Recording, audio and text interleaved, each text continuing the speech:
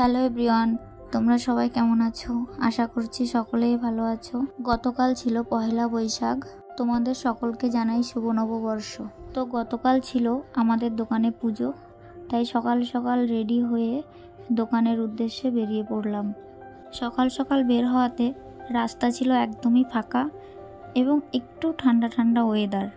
তো বাইকে করে যেতে খুব ভালোই লাগছিল। তো এখানে আমাকে আর মাহিকে দোকানে দিয়ে আসছিল ওর কাকা। তো আমরা যেতে যেতে একটু রাস্তায় ভিডিও করে নিলাম।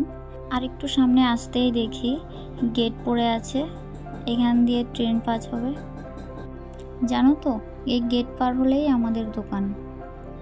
আর এই সেই বইচির বিখ্যাত রেলগেট, যেটা একবার পড়লে মিনিমাম 3-4টে ট্রেন পাস হবে। তেই পেলে প্রথমে একটি এক্সপ্রেস ট্রেন গেল, তারপরে গেল একটি লোকাল ট্রেন। তো দোকানে আমি চলে এসেছি। এসে প্রথমে একটু ফল কেটে নিলাম এবং তারপরে একটু আলপনা দিয়ে নিলাম।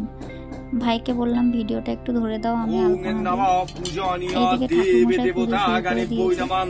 জানো তো, আমরা আসার আগেই ঠাকুরমশাই চলে এসেছে। আর এই ঠাকুরমশাই হচ্ছে আমার বান্ধবী ললিতার বর। ঠাকুরমশাই কিন্তু যে টাইম বলেছিল টাইমের মধ্যেই চলে এসেছিল, কিন্তু আমাদের যেতে যেতে একটু দেরি হয়ে গেছিল। কারণ ঠাকুরমশাই কথা দিয়ে কথা রাখে, আর আমি কথা দিয়ে কথা রাখতে পারি না। এইদিকে ঠাকুরমশাই পুজো করছে, আমি একটু ভিডিও করে নিচ্ছি। ঠাকুরমশাই এখানে পুজো করে আরও 2-3 জায়গায় পুজো করতে যাবে। ঠাকুরমশাই নিজের বাড়িতেও পুজো আছে। এইদিকে মাহি ওর বাবার কাছে বায়না করছে যে ওকে জেমস দিতে হবে, চকলেট দিতে হবে। ও দোকানে আসলেই এরকম করে, একবার জেমস, চকলেট। তো এইদিকে আমাদের অঞ্জলি দেওয়ার টাইম হয়ে গেছে, আমরা অঞ্জলি দিয়ে নিচ্ছি। তো আমি তো সব মন্ত্র রেকর্ড করিনি, মাঝখান থেকে রেকর্ড করেছি।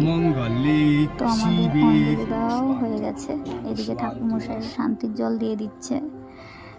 তো আমাদের পুজো কমপ্লিট হয়ে গেছে। তো আজ এই পর্যন্তই, দেখা হবে নেক্সট কোনো ভিডিওতে।